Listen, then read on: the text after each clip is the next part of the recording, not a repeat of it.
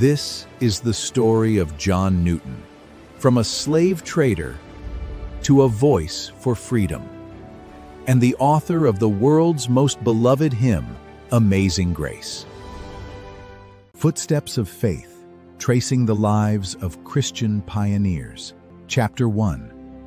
John Newton.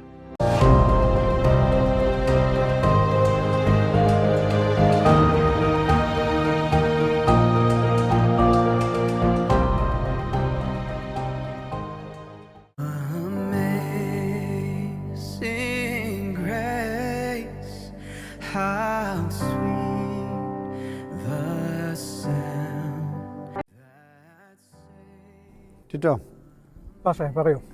ഇത് ഒരു പ്രത്യേകതയുള്ളൊരു സ്ഥലമാണ്. നമ്മളെന്നും ഓർത്തിരിക്കാനും മറക്കാനും പാടില്ലാത്ത മനോഹരമായൊരു ഗാനത്തിൻ്റെ ഉത്ഭവ സ്ഥലം ഇവിടെയാണ്. അതെ അതെ. ചില കാര്യങ്ങൾ പറയാമോ നമ്മുടെ കാഴ്ചക്കാർക്ക് വേണ്ടി? തീർച്ചയായിട്ടും. ജോൺ ന്യൂട്ടൺ എന്ന് പറയുന്ന ഒരു ദേവദാസൻ ജീവിച്ച ഒരു സ്ഥലത്താണ് നമ്മളിപ്പോൾ ആയിരിക്കുന്നത്. ഇംഗ്ലണ്ടിലെ ഓൾനി എന്ന് പറയുന്ന ഒരു ചെറിയ ഗ്രാമത്തിലെ അദ്ദേഹം ജീവിച്ചിരുന്ന ഭവനം ഞങ്ങളുടെ പുറകിലെ ഫ്രെയിമിൽ കാണാൻ സാധിക്കും. അദ്ദേഹം ദൈനംദിന ജീവിതത്തിൽ ഉപയോഗിച്ചുകൊണ്ടിരുന്ന ഒരു ഉദ്യാനത്തിൽ നിന്നുകൊണ്ടാണ് സംസാരിക്കുന്നത്.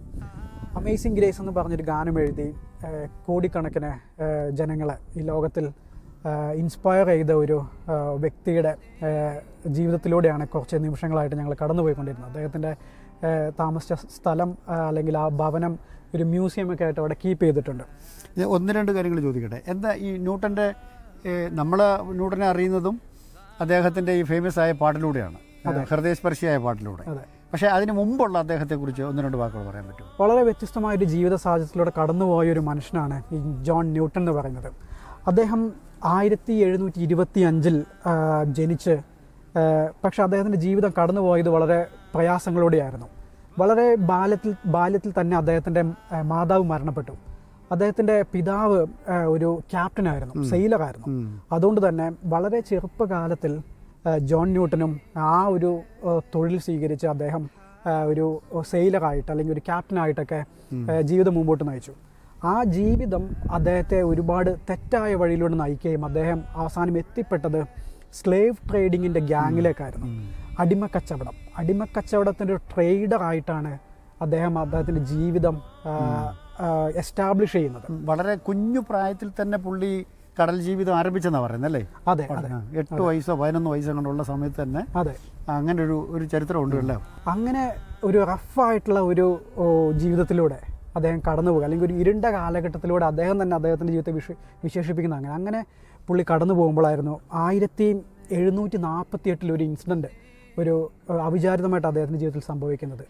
ഒരു സെയിലിങ്ങിൽ കടൽ വളരെ പ്രക്ഷുബ്ധമായി വന്ന സമയത്ത് അദ്ദേഹം എല്ലാം അവസാനിക്കാൻ പോകുകയാണെന്ന് തോന്നുന്ന ഒരു നിമിഷം അദ്ദേഹത്തിന് മുമ്പിൽ കടന്നു വരേണ്ടായി. ആ ഒരു സമയത്ത് അദ്ദേഹം ദൈവത്തെ വിളിച്ചപേക്ഷിക്കുകയാണ്, ഇങ്ങനൊരു ദൈവം ഉണ്ടെങ്കിൽ എന്നോട് കൃപ തോന്നണമേ, എന്നോട് ദയ തോന്നണമേ, ഇവിടുന്ന് എന്നെ രക്ഷിക്കണം എന്ന് അപേക്ഷിക്കുന്ന ഒരു ഘട്ടത്തിൽ അദ്ദേഹം ഈ ദൈവത്തെ കണ്ടുമുട്ടുകയാണ്. വളരെ വളരെ ഇൻസ്പയറിംഗ് ആയിരുന്നു. അവിടെ മുതൽ അദ്ദേഹത്തിൻ്റെ ജീവിതം പിന്നെ മാറി മറിയുകയായിരുന്നു.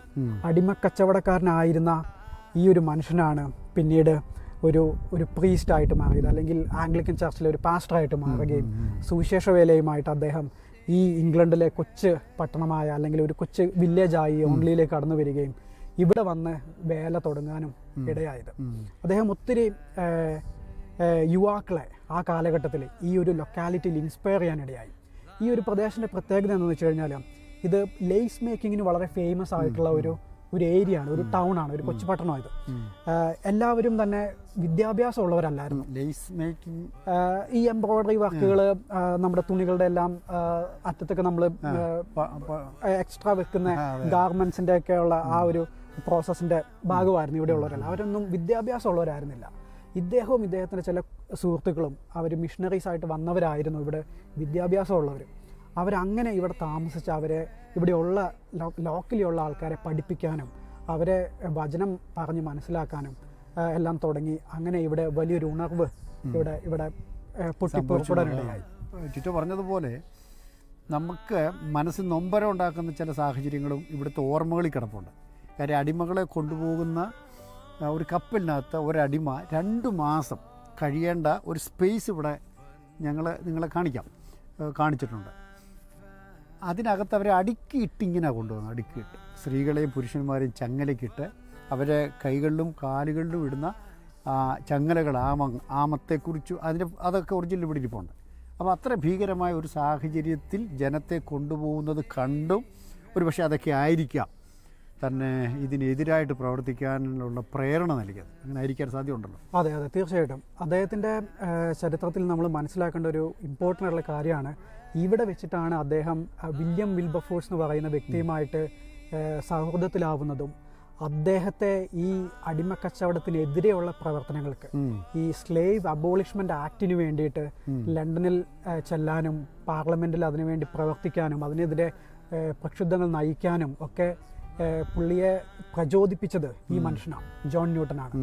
ഒരു കാലത്ത് അടിമകളെ വിറ്റ് നടന്നൊരു മനുഷ്യൻ ഈ ദൈവകൃപയിലേക്ക് വന്നപ്പോൾ അതിനെതിരെ പ്രവർത്തിക്കുന്ന ഫോഴ്സുകളുടെ കൂടെ ചേരുകയും അതിനെ ഇൻസ്പയർ ചെയ്യുന്ന ഒരു വ്യക്തിയായി മാറുകയും, അങ്ങനെയാണ് വില്യം ഈ ഒരു വലിയ ഒരു പ്രക്ഷോഭം പോലെ ഈ ഒരു മൂവ്മെൻറ്റിനെ കൊണ്ടുപോവുകയും ലണ്ടനിൽ നിരന്തരം കടന്നു ചെല്ലുകയും ഇതിനെതിരെ പ്രവർത്തിക്കുകയും ഇത് നിയമം മൂലം ഈ ഒരു അടിമത്തം എന്ന് പറയുന്ന ഈ ഒരു നീച പ്രവൃത്തി അല്ലെങ്കിൽ വ്യവസ്ഥിതിയെ നിരോധിക്കുന്ന ഒരു ഘട്ടത്തിലേക്ക് എത്തുകയും ചെയ്തത് അതിന് പുറകിൽ പ്രവർത്തിച്ച ആ ചാലക ശക്തി എന്നൊക്കെ പറയുന്നത് ഈ മനുഷ്യനാണ്. അപ്പം നമ്മളെ എടുത്തു പറയേണ്ട ഒരു കാര്യം കൂടി ഉണ്ട് കേട്ടോ. വിശുദ്ധ വേദപുസ്തകത്തിൻ്റെ സ്വാധീനം എത്ര വലുതാണെന്നുള്ള കാര്യം ഇദ്ദേഹത്തിൻ്റെ പശ്ചാത്തലം ക്രൈസ്തവ പശ്ചാത്തലമായിരിക്കാം. പക്ഷേ കർത്താവിനെ അറിയുകയും ദൈവവചനത്തിലേക്ക് വരികയും ചെയ്തപ്പോൾ ചെയ്തുകൊണ്ടിരുന്ന തെറ്റായ വലിയ ഒരു പ്രവൃത്തിക്കെതിരായി പ്രവർത്തിക്കാൻ തന്നെ പ്രേരിപ്പിച്ചത് വേദപുസ്തകമാണ്. ബൈബിൾ വീണ്ടും നമുക്ക് അഭിമാനത്തോടെ എടുത്തു പറയാവുന്നൊരു കാര്യമാണ്. ബൈബിൾ മനുഷ്യജീവിതത്തിൽ വരുത്തുന്ന മാറ്റങ്ങൾ അല്ലെങ്കിൽ സമൂഹത്തിൽ വരുത്തുന്ന മാറ്റങ്ങൾ, സമൂഹത്തിൽ നിലനിന്നിരുന്ന ഉച്ച നീചത്വങ്ങളെയും അടിമ വ്യവസ്ഥകളെയും അടിപടലം മാറ്റാൻ വേണ്ടി മനുഷ്യനെ പ്രേരിപ്പിച്ച ഘടകം ബൈബിൾ കർത്താവ് പറഞ്ഞ പോലെ ദൈവം മനുഷ്യനെ സൃഷ്ടിച്ചതാണ്, ഒരുവനിൽ നിന്ന് എല്ലാവരെയും സൃഷ്ടിച്ചതാണ്. കർത്താവിൻ്റെ വചനത്തിൽ പറയുന്നതുപോലെ കർത്താവ് നമ്മളെ സ്വതന്ത്രരാക്കി. നമ്മൾ സ്വതന്ത്രരാണ്. ക്രിസ്തുവിൽ അടിമത്വം ഇല്ല. ബർബരനോ ദാസനോ ഉയർന്നവനോ ദാനവനോ എല്ലാവരും ഒരുപോലെയാണ് എന്ന് പറയുന്ന മഹനീയമായ പഠിപ്പിക്കൽ, ഉപദേശം, അത് തിരുവഴുത്തിൻ്റെ ഭാഗമാണ്. അത് നമ്മളെ ഇഥരണത്തിൽ ഒന്ന് പറയുന്നല്ല തോന്നുന്നല്ലേ? തീർച്ചയായിട്ടും അദ്ദേഹത്തിൻ്റെ ആ ഗാനത്തിലെ ഓരോ വരികളും അദ്ദേഹത്തിൻ്റെ ജീവിതത്തിലെ അനുഭവങ്ങളാണ്. ആ അമേസിങ് ഗ്രേസ് എന്ന് പറയുന്നത് പുള്ളി പറയുന്നതിന് അതിൻ്റെതായ ആഴങ്ങളുണ്ട്, അതിൻ്റെ വെയിറ്റ് ഉണ്ട്. എന്ന് പറഞ്ഞാൽ ചുമ്മാ ഒരു വരി എഴുതി വെച്ചതല്ല, ഹൃദയം കൊണ്ട് എഴുതിയ വരികളാണ്. സത്യം പറഞ്ഞാൽ ഞാൻ ഓർക്കാറുണ്ട്, ആ പാട്ട് എപ്പോൾ പാടിയാലും വലിയ പരിപാടിക്ക്, ഇനി അമേരിക്കൻ പ്രസിഡൻറ്റിൻ്റെ സ്ഥാനാരോഹണ ചടങ്ങിനകത്തൊക്കെ ആ പാട്ട് പാടുന്നത് ഞാൻ കേട്ടിട്ടുണ്ട്. പക്ഷേ ഓർക്കേണ്ട ഒരു കാര്യം, ആ പാട്ട് അതിൻ്റെ ഓരോ വരികളും മനുഷ്യജീവിതത്തിനകത്ത് വരുത്തുന്ന മാറ്റങ്ങൾ അല്ലെങ്കിൽ സ്വാധീനം, അത് നമുക്ക് വാക്കുകൾ വർണ്ണിക്കില്ല. എപ്പോഴും പാട്ട് കുഞ്ഞുങ്ങൾ ചർച്ചിലൊക്കെ പാടുകയൊക്കെ ചെയ്യുമ്പോൾ ഉള്ളങ്ങ് നോവുന്നതാണ് ആ വരികൾ നമ്മുടെ ഹൃദയത്തിലൂടെ കടന്നു പോകുന്നത്. അത് പറയാതിരിക്കാൻ നിവൃത്തിയില്ലാത്തൊരു കാര്യമാണ്. അതെ. നമുക്ക് ഇങ്ങനൊരു കാര്യം പറഞ്ഞുകൊണ്ട് വേണം നമുക്ക് അവസാനിപ്പിക്കാം. ജോൺ ന്യൂട്ടൻ്റെ ജീവിതം നമ്മളെ പഠിപ്പിക്കുന്നത് ആരും മാറ്റത്തിന് അതീതരല്ല. അല്ലെങ്കിൽ ദൈവകൃപയിലേക്ക് ഒരു മനുഷ്യൻ കടന്നു വന്നു കഴിഞ്ഞാൽ എങ്ങനെ ഇരുന്ന ഒരാളാണോ അവർക്ക് അതിൻ്റെ നേരെ ഓപ്പോസിറ്റ് ഡയറക്ഷനിലേക്ക് മാറാൻ സാധിക്കും. നമുക്ക് കാണാം 360 ഡിഗ്രിയാണ് ജോൺ ന്യൂട്ടൻ തിരിയുന്നത്. അടിമക്കച്ചവടം ചെയ്തുകൊണ്ടിരുന്ന ഒരു മനുഷ്യൻ അടിമക്കച്ചവടത്തിനെതിരെ പ്രവർത്തിക്കുന്ന ഒരു മനുഷ്യനായി മാറുന്നത്. അത് ഈ ദൈവസ്നേഹത്തിലേക്ക് കടന്നു വരുമ്പോൾ പരിവർത്തനം എന്ന് പറയുന്നത് മനസ്സിനകത്ത് നടക്കും എന്നുള്ളതിൻ്റെ ഏറ്റവും വലിയൊരു സാക്ഷ്യമാണ് John Newton. Praise the Lord. Bible പറയുന്ന വാക്കുകൂടെ നമ്മൾ ഓർക്കാം. ഇരുട്ടിൻ്റെ അധികാരത്തിൽ നിന്നും തൻ്റെ സ്നേഹസ്വരൂപനായ പുത്തൻ്റെ രാജ്യത്തിലേക്ക് ദൈവം നമ്മളെ വിളിച്ചു എന്ന് പറയുന്നത് എത്ര മഹനീയമായ ഒരു സന്ദേശമാണ്. Thank you. Amen. Thank you. How sweet